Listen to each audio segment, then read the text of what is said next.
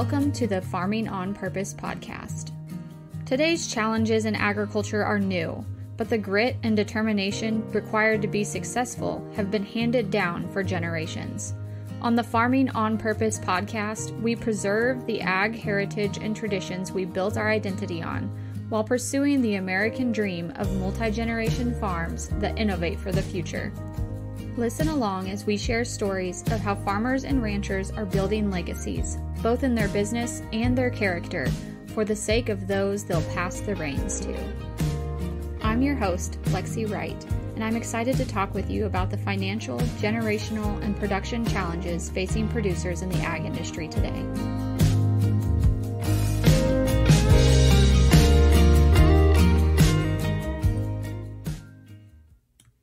This podcast is brought to you by Back Pocket Social Marketing.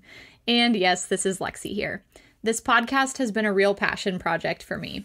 All the time that goes into interviewing guests, editing, and producing the show is sponsored by my freelance marketing agency. We specialize in website design, social media advertising, content creation and management, and email marketing.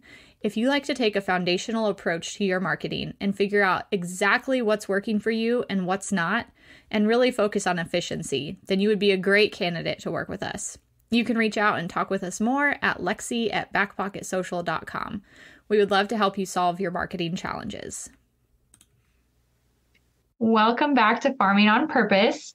I am so excited today to have Lydia here with me. Lydia is a financial advisor, farmer, and mother of 4 kids. She spent the first part of her career working in agriculture business until she decided to start her business as a financial advisor. She's been an advisor for 7 years and also helps her husband manage their family's grain and cattle farm. She specialized in working with farmers and small business owners and believes that women especially play a key role in managing their family's financial success. So welcome to the show. So excited to have you here, Lydia. Yeah. Thanks for having me. You bet. Why don't you tell us just a little bit more about you and how you got started? I also always like to hear about your ties to agriculture and kind of how you got to where you're at so that everybody knows your ag background as well. Okay. Well, that was a pretty good intro, but I'll just add a little bit to it. I'm actually not from Kansas. I'm from Illinois, and I grew up on a grain and livestock farm there. So I did my bachelor's and master's, at Illinois and Purdue is where I got my master's in ag economics. So I've just been involved in ag most of my life, including college. I met my husband back in 2006, and he farmed here in Kansas with his family because his family's 5th generation farmers from here. So we had the opportunity to go to Illinois, possibly to farm, but he wanted to stay here and make it work with his family. So we've been doing that. He's been farming full time for probably 10 years or so. So we have ties in agriculture back generations in all of our family, both of our families. So we have, like you said, we have 4 kids, and my role, like I work off the farm.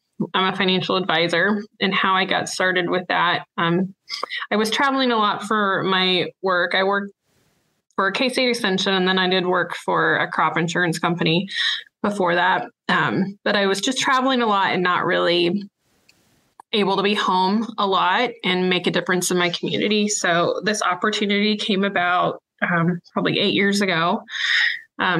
I felt God calling me in a different direction, and I didn't really think I would be a financial advisor. I love working with people. I love working with farmers, and I just never saw myself doing this, but it's been the perfect fit because I get to help people, which I'm super passionate about, and I get to meet with my people who are mainly farmers. I call them my people because we're just unique, and if you're in farming, you kind of get it. So, did you have interest in like financial planning or experience in that prior to, or was that just kind of something that came to your doorstep? How did that happen? Mm-hmm. Yeah. So my bachelor's is in ag business. So I had finance, accounting, management classes there. And then my master's is also in ag economics. So I did have that background, and I knew I'd be working in some sort of business, ag business.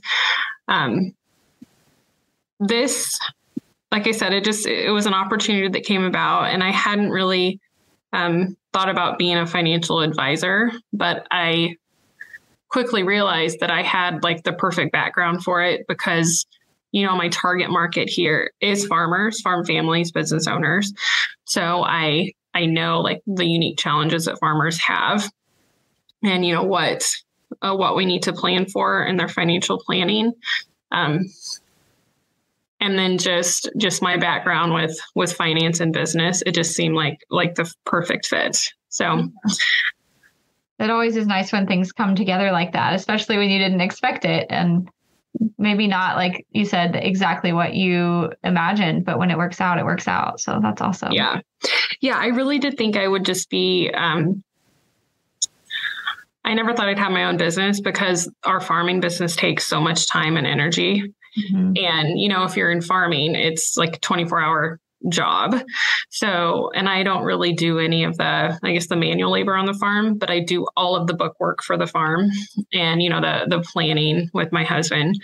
So we already have that business. So I didn't think we needed to have another business, but this just felt like I said, God calling me in that direction. It's been a perfect fit. Very cool.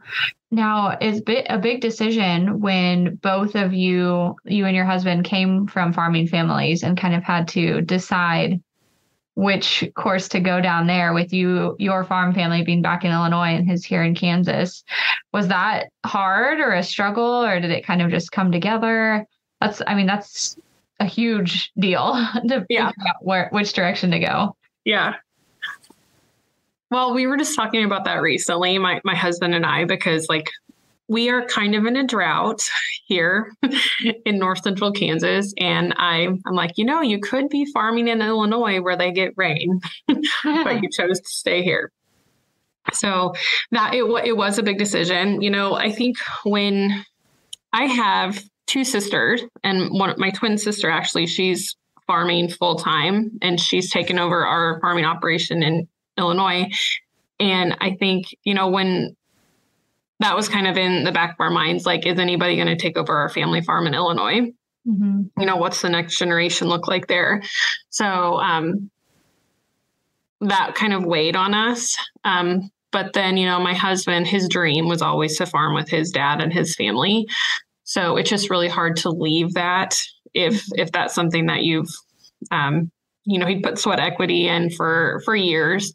It was just really hard for him to leave that. So, so it was a big decision. And,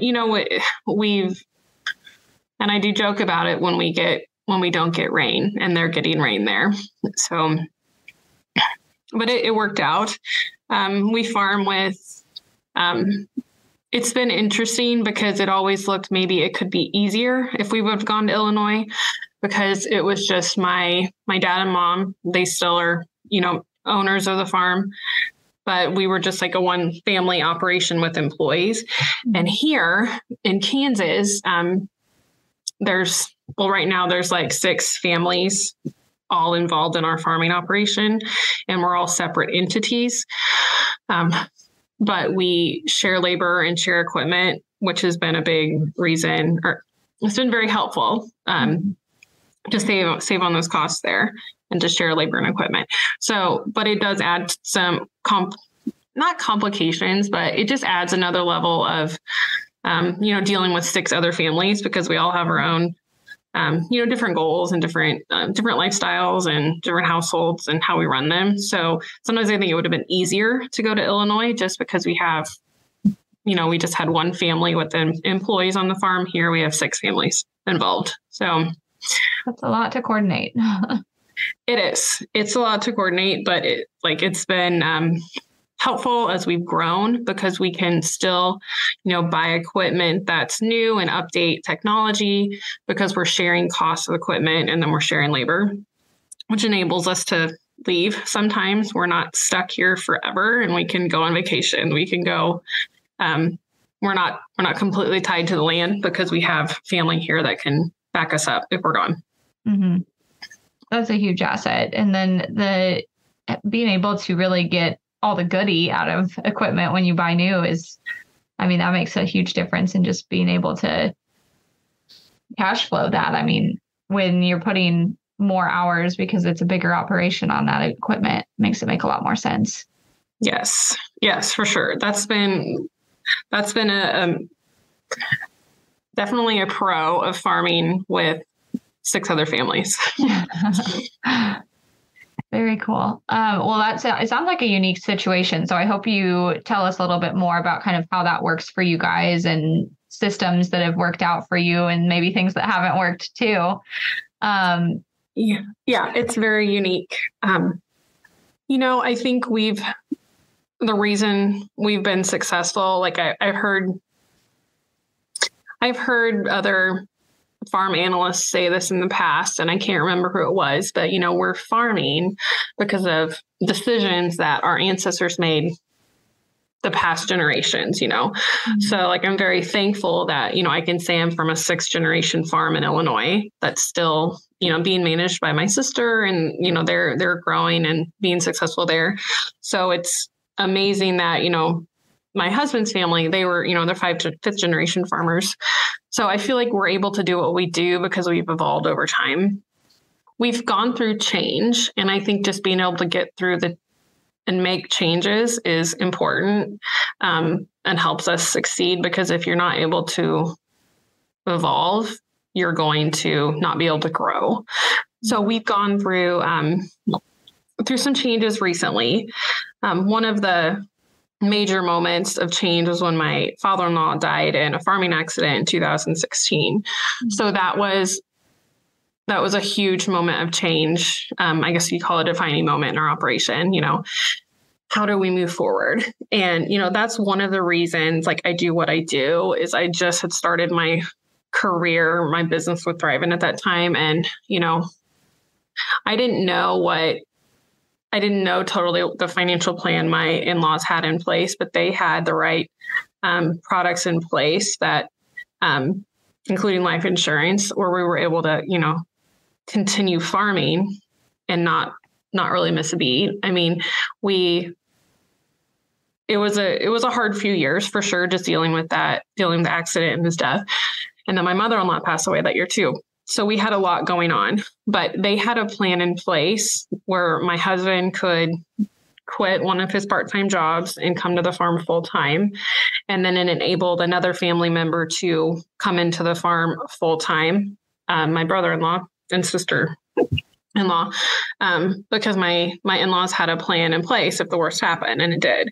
So we've had some defining moments where we've had to kind of like step back and say, like, what are we doing? What's our, I guess, how are we all going to work together? And I think the only way it works is if everyone thinks it's fair to the other one. Like, you have to be generous, like, with your time and your, maybe your equipment, because sometimes it might not be totally fair to you, but then you might be on the receiving end and another time. So, whether it's sharing labor, sharing equipment with each other, it's just you have to be generous with each other. You have to give each other grace, and you have to kind of take a step back every once in a while and say, like, is this fair to all involved? Because I think that's the only way it works, is if everyone thinks it's fair. Yeah. So yeah, that defining moment when my father-in-law passed away, that was just one thing, I guess, one time where we've just had to kind of reinvent the farm and each role, because the roles evolve over time too. That's a big deal that they had a plan in place, even because so many don't, especially not a detailed plan. It's more of an assumed plan. Or maybe pieces of a plan, but not a full plan. So that's incredible that they had done that work ahead of time. And that, I'm assuming it sounded like maybe there was some discussion about who would take on at least a few of the roles in that situation.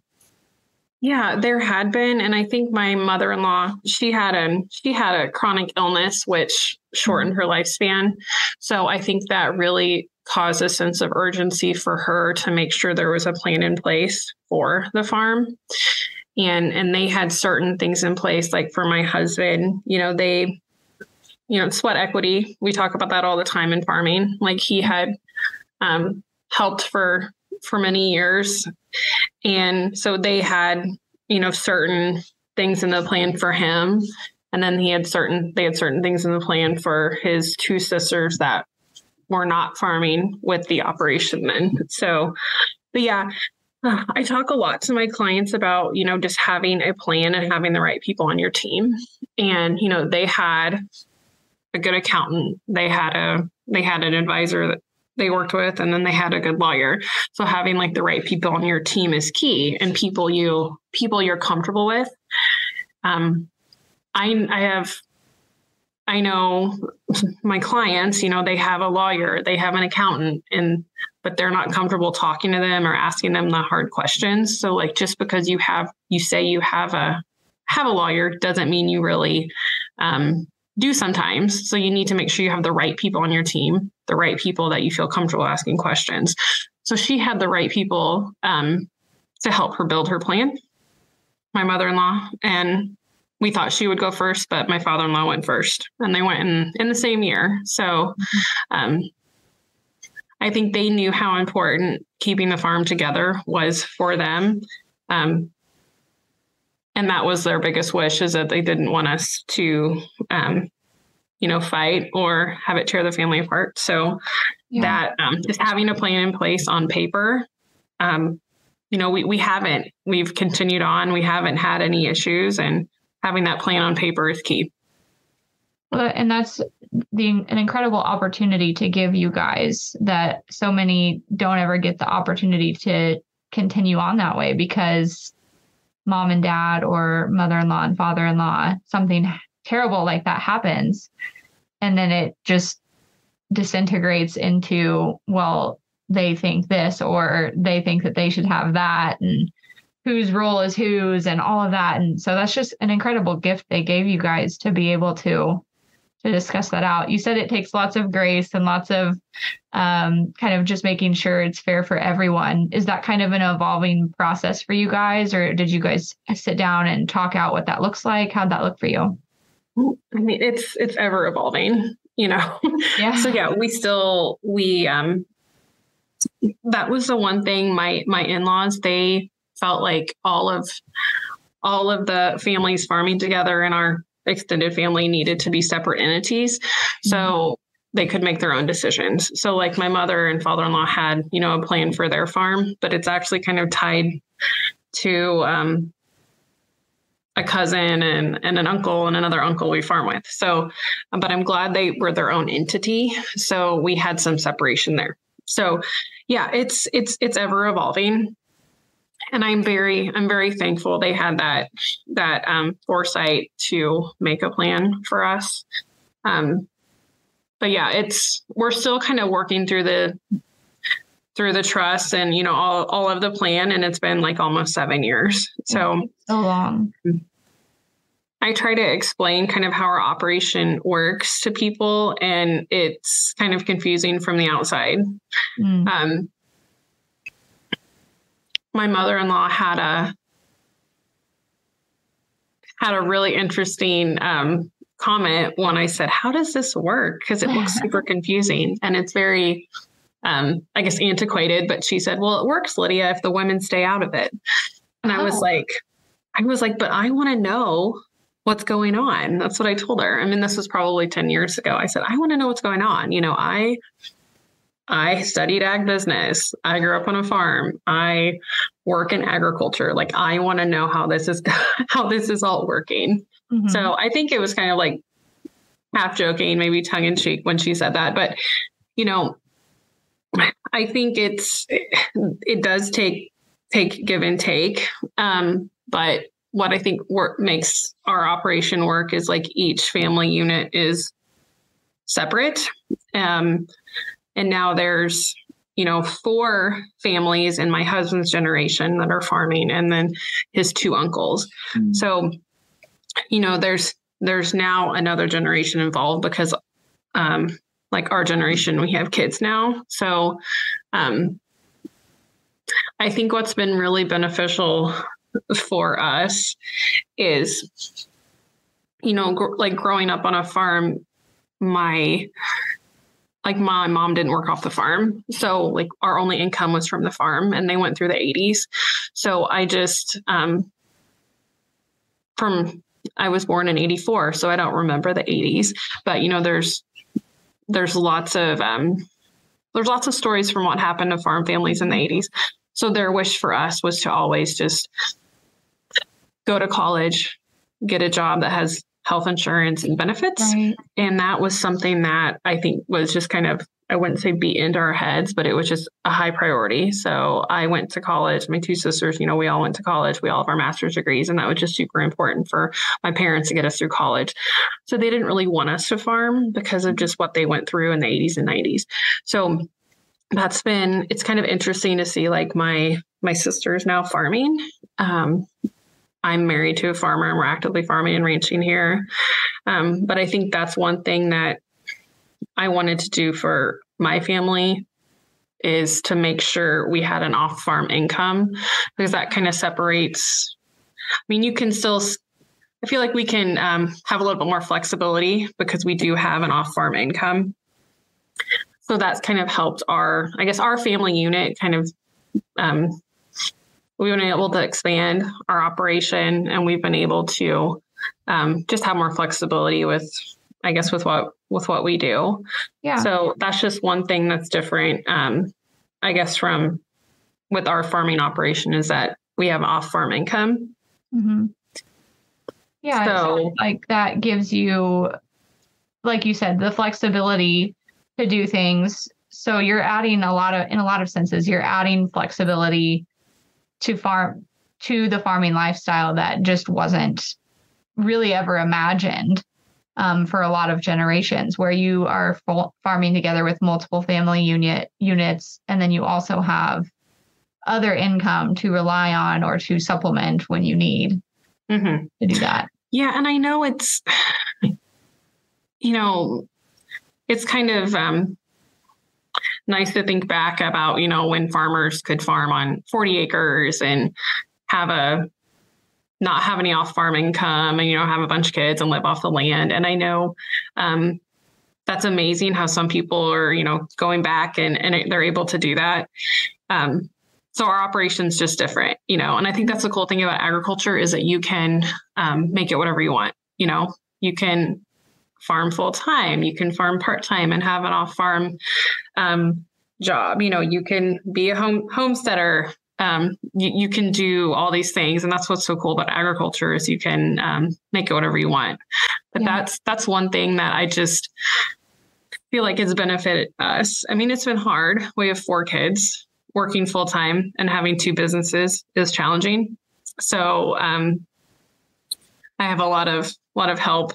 Support team behind me to make it all happen. Mm-hmm. But that's just one thing that, I just saw what my parents went through, and they regretted not having like health insurance that was the company paid for. They regretted not having, a lot of retirement assets, except for the land, which is an amazing asset.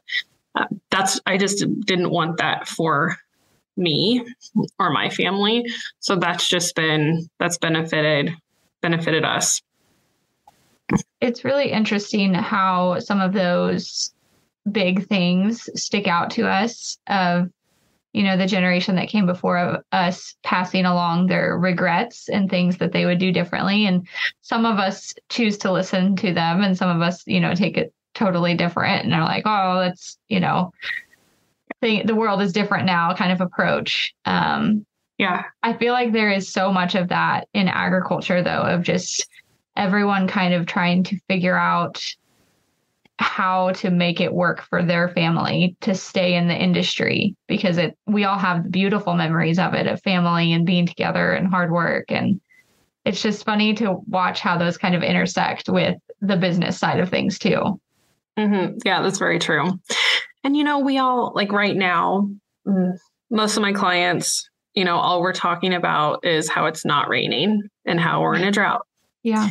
And, farmers, I think we have a tendency to complain about we talk about the weather way too much, but we have a tendency to complain about it not raining or it rained too much.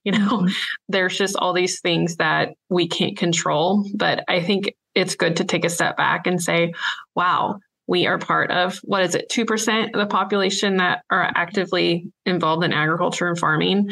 Like, how blessed are we to be involved in this industry, and we're making a living, providing for our families? Like, it's just an amazing blessing. So it's easy to get caught up in how busy we are taking care of the calves and it not raining still. But we just need to remind ourselves we're so blessed.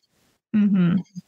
Well, and I think that risk that is ingrained in agriculture of the weather or, all of the different factors that can transform whether you make anything that year or not is kind of paralyzing sometimes. But figuring out how to move forward with like purposeful action in spite of that risk, kind of like your family has done, moving into a new farming model that you didn't really know what it would look like. No one knew what their roles would be exactly. That was a huge risk for all of your families.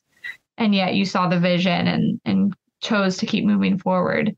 Are there any things like that that you work with clients on about, yes, farming has risk, but here are things that you can do to keep making a good plan for yourself and your kids into the future? For sure. And, a lot of people know our story. A lot of my clients know the story of our farm, but it's easy to kind of forget about what happened and just go back to farming and not think it's going to happen to you. I never in a million years would have thought a farm accident would happen to our family. Right. And it happens to other people. It doesn't happen to us, but it did happen to us. So it does happen. So how do we prepare for the worst? So that is having a plan in place. And that plan includes, the right type of protection products. And that's, having the right type of liability insurance for your farm. But that's for sure having life insurance to help cover any debt you'd want paid off, and just kind of help the farm continue on, even if you're not here. Disability, disability is one of the biggest risks to a farmer too, because we're in a very dangerous occupation. Mm-hmm. So having that right coverage, because if you're not able to do your job, you're gonna have to pay somebody to do it. So that is key. And there's other risks we talk about, as you head into retirement of the nursing home. Everyone is very scared of that. They shouldn't be. It's just, we know that's a risk. The biggest risk to anyone's retirement, anyone, not just farmers, is the need for long-term care and that expense that they incur in retirement. So that's one risk we talk about having a plan for. I see, farmers, if you're an advisor in the city and you don't work with farmers, you talk about let's accumulate assets inside of,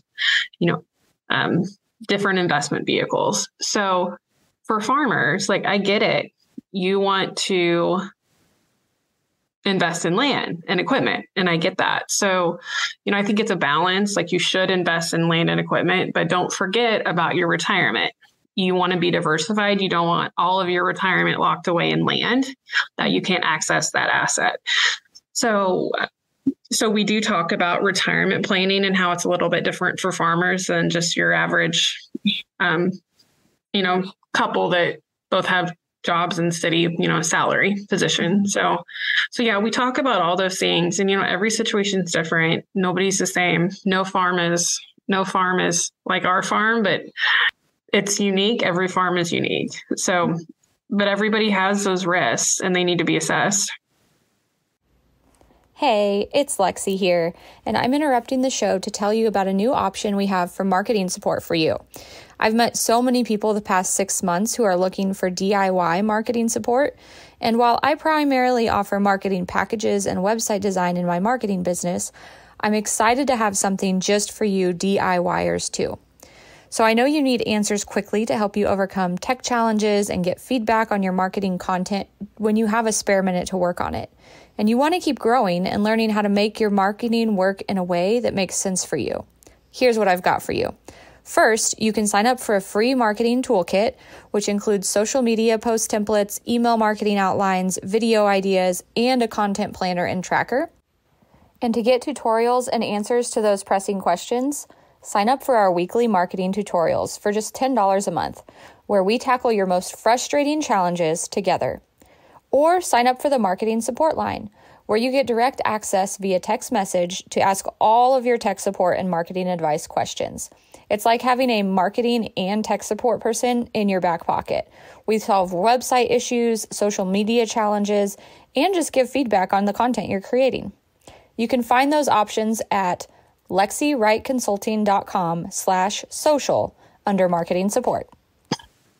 What are some of the commonalities that you see with clients of either risks or things that they've maybe forgotten about, shoved aside to deal with later, those kinds of things? I think we know them, we know they're there, but it's until the mirror is, turned back towards you that you're like, oh yeah. Oh yeah, for sure. I have a common theme each year, or kind of a common, it's a common theme to share each year with clients. And this year it's, do you have a will? Do you have a lawyer you trust? And it's sad that a lot of people haven't taken that step. I think they're just nervous it's going to cost a lot, but in the big scheme of things, it really doesn't cost that much. So I think putting off that conversation with the lawyer is so easy to put off. And so that's one commonality I see. Also, a lot of people, just want to skip over having protection products in place for their family. They just want to start saving for retirement, which if you're not here or if you're disabled, there's no reason to save for retirement. You can't save for retirement if you're disabled and not able to work. So having those risks assessed is important, and making sure you have those covered, and then jumping over to the retirement piece. So that's one thing I see a lot. I think it's really hard for farmers to plan for retirement. When I always, during every meeting I have with a pre-retired couple, I say, so when are you going to retire? And farmers usually laugh. There's a few that have set retirement dates and actually do it, but a lot of farmers don't ever want to retire because it's their lifestyle and it's their hobby. It's their love, farming. So figuring out what retirement looks like for farmers is different than other people in other industries. So figuring out what that looks like for you is different than another farmer.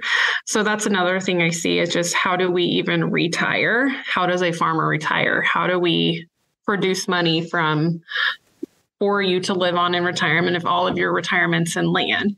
So there's ways we can help with that, because it's, like I said, it's just hard for farmers to think about retirement and how to plan for that. Yeah. I think part of I know, for my family specifically, we put off for a very long time getting a will and doing any kind of work with a financial planner, because we didn't know how to tell if it was a good fit or not.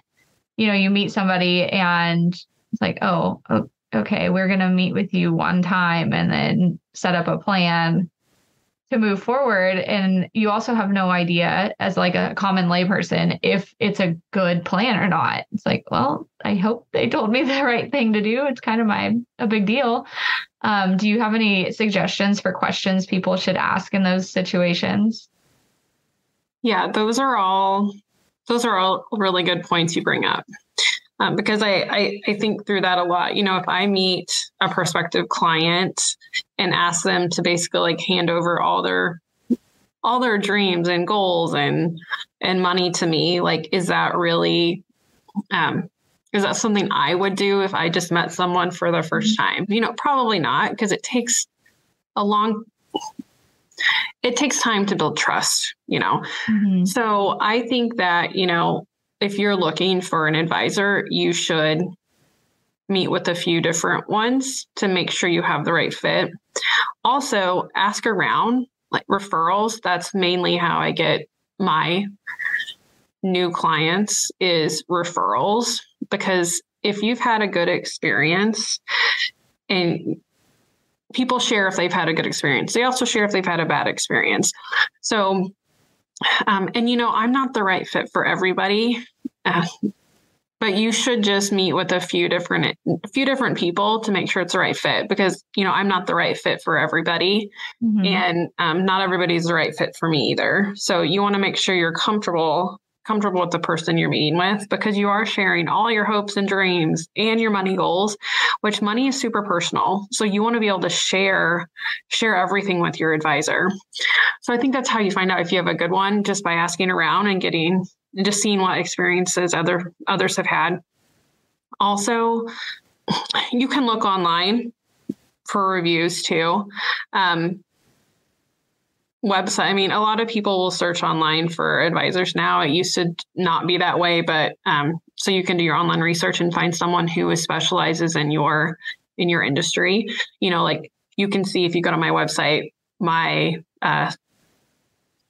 specialty is working with farmers, because, like I said before, those are my people. I understand their goals and dreams and unique challenges. Also, you should look for a fiduciary. So there's certain, our industry is very regulated. So but if you look for a fiduciary, we have to do what's in your best interest. So, and not all people in my role have that, standard. So that's another way you can find out if you're the right person. So, but those are all really, really good questions.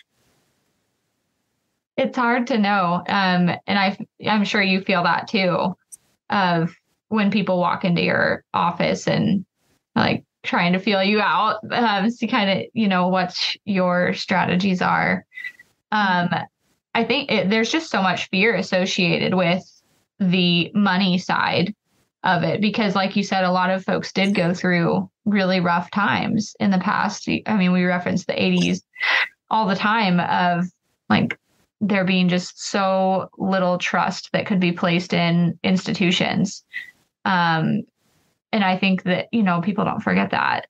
So it's trying to figure out how to overcome that fear so that we can use these tools that we have access to get a plan in place that benefits our family and helps us continue on that legacy. Mm-hmm. I think another common theme I see with farmers, I see it with my own family, is, have we, and this is probably common with people, not just farmers, like, have we done enough? Or they feel guilty because they haven't saved enough, which in reality, after we run the numbers, they probably have saved more than most. So just that feeling bad about not have been doing enough over the years. And farmers, I think we always look back at our mistakes. I have, like, my dad in general, he thinks the worst decision he ever made was to build a hog confinement in the 80s. And it's still up. He's using it to store seed. But he still thinks that was like the biggest mistake of his life. So we think about our mistakes and not our wins. He's been farming his entire life, and they own land in Illinois, and they're still farming. So that mistake didn't set him back too far. But I think we look back at our mistakes more than and dwell on them too much, when we need to keep looking ahead. And again, be thankful that we're in this industry that only 2% of the population has the opportunity to be in. We touched a little bit earlier on your mother-in-law's quote about women staying out of it is how it works. And I think it's very interesting to talk about women's role in agriculture, because it is so varied. It used to be, the farm wife was a very set list of duties. And now that's not the case. There's a lot more options. Kind of what are your views about how women can best support and do what they do best in agriculture? Yeah.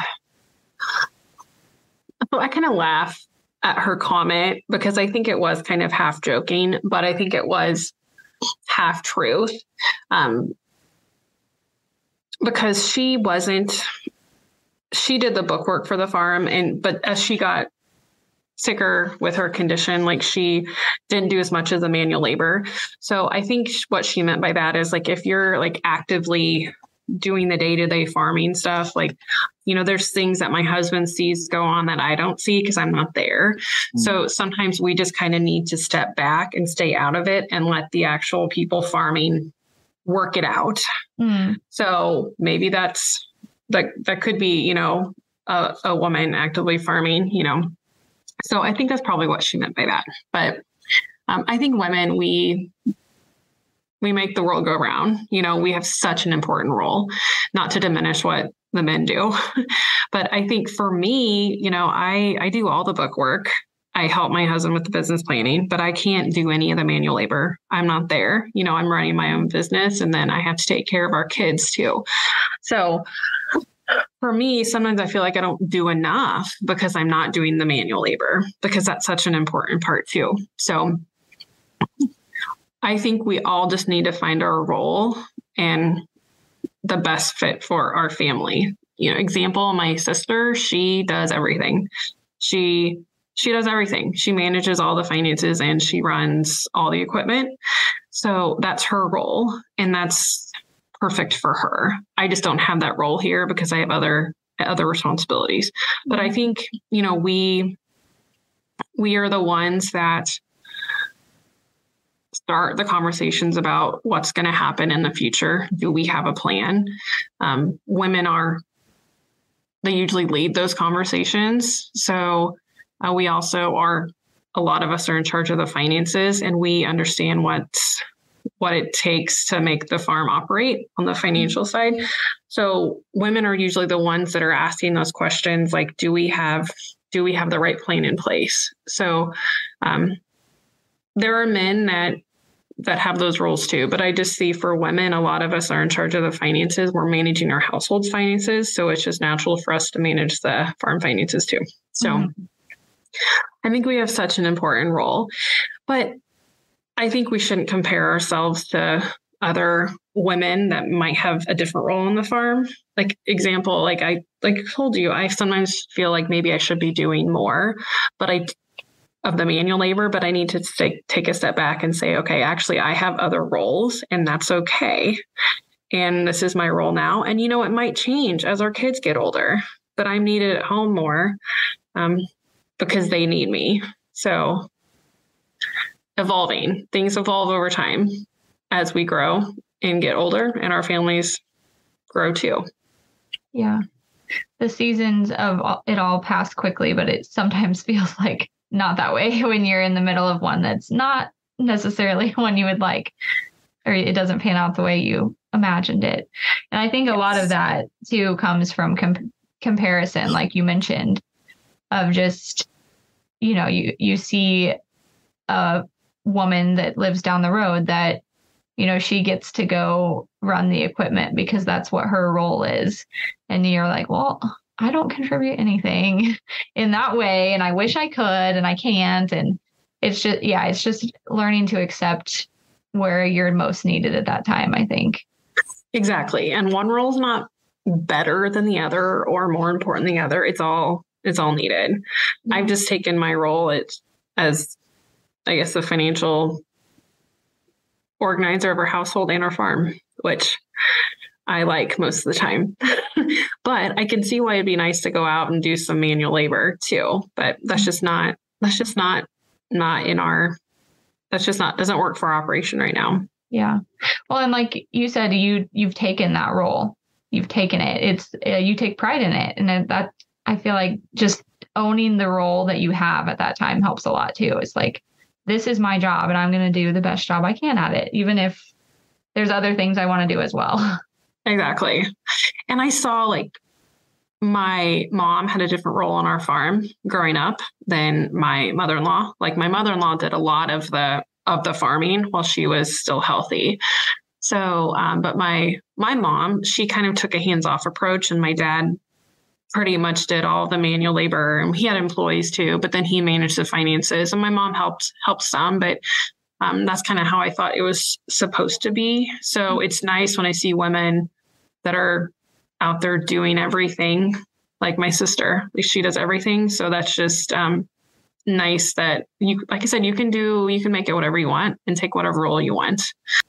I love that. It's nice that also people are getting more comfortable sharing what their roles are, because then there's examples for other people. Some of us just need like an example to see it done that way, to realize, hey, that's okay, because I'm not the only one doing it that way. Yeah, that's true. And I think I'm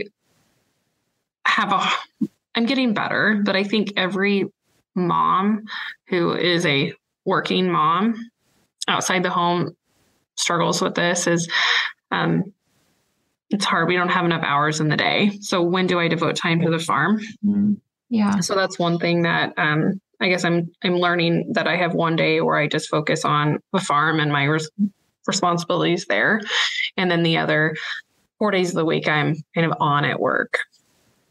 That's one thing that I feel like I could take pride in, that I've been able to work off the farm too and still manage responsibilities at home, just because it's enabled us to maybe scale the business the way we want to, and give us flexibility to be gone some too, because we've been able to hire help to help us on the farm.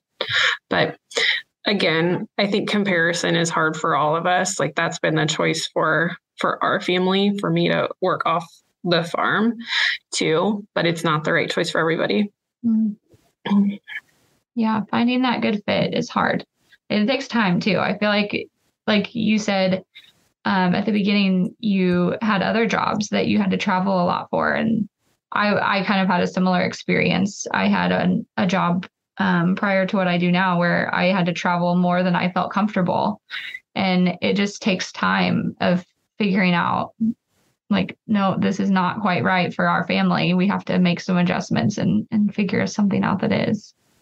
It takes time, and then you get it wrong a lot too. Yeah. So I feel like we're in a pretty good place, and it's helped that we've had pretty good yields and pretty good prices for a few years too. So we don't know. We face those risks every day that this could be the drought year, but so we've been blessed with good years on the farm too, which has helped have a positive outlook on farming. That's just as important too, I think, probably. Yes, it is. Well, thank you so much for sharing your experience and your just kind of thoughts on what people can do to get themselves on a good track. I think this has been really valuable. Great. Well, thanks for having me. It's been fun. Yeah.